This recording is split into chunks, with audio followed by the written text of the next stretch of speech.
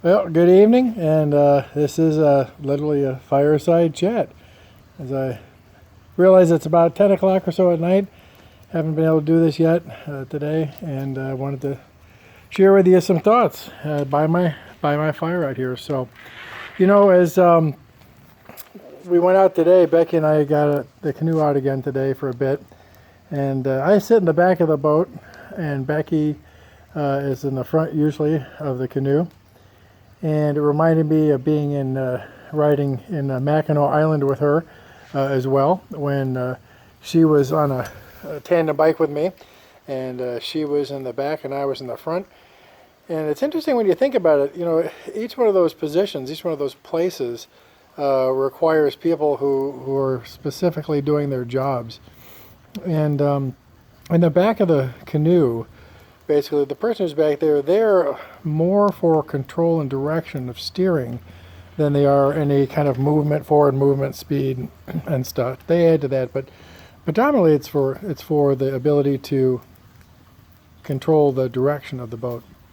And on the tandem bicycle, it's basically the person in the front, of course, who steers and shows the direction.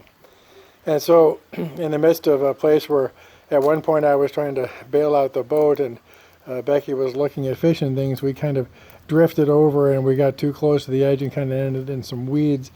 And it kind of made me think. She was, "What are you doing?" I said, "Well, I was back here mopping out the boat." And I said, "You could have just, steered us a bit or moved us a bit."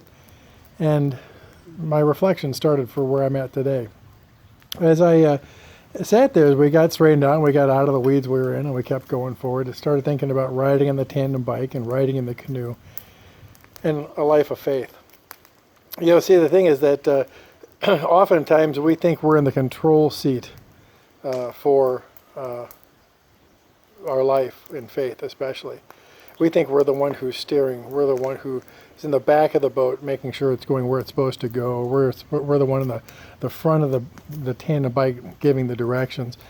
When in fact we're the person who's at the front of the boat, whose only job is to keep rowing so that there's energy and motion forward as the boat moves, or in the back of the bike as we are pedaling just to keep the motion forward. God is the one who's in the control seat in both places. And I think that's a challenge for us in our life of faith. We would readily believe or want to be the people in the charge of the boat, in charge of where it's going. And God has a very different program and a different idea, almost always, usually, than where we are going.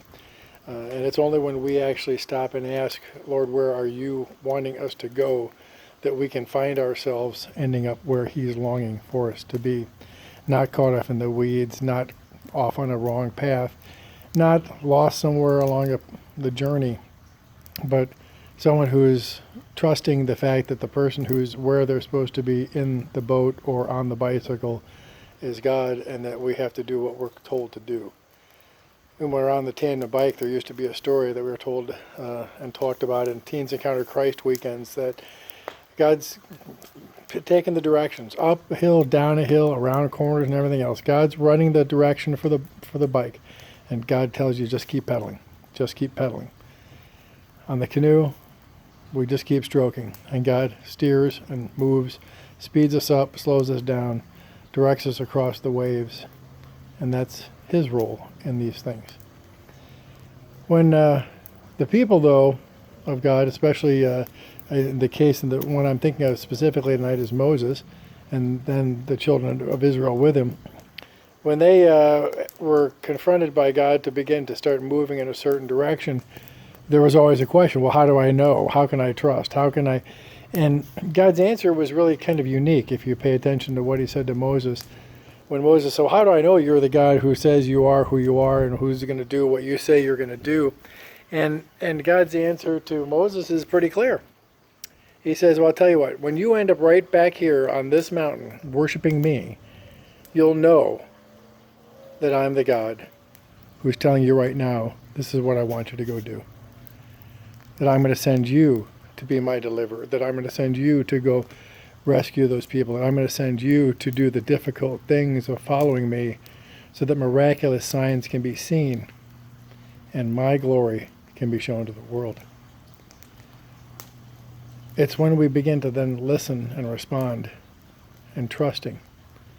And sometimes it's a long journey. Sometimes it can be a very long journey. For Moses, it was quite a while before he got back to that mountain. But when he did get back to that mountain, it was to receive the law, the Ten Commandments, God's final direction for his people, the way he wanted them to go.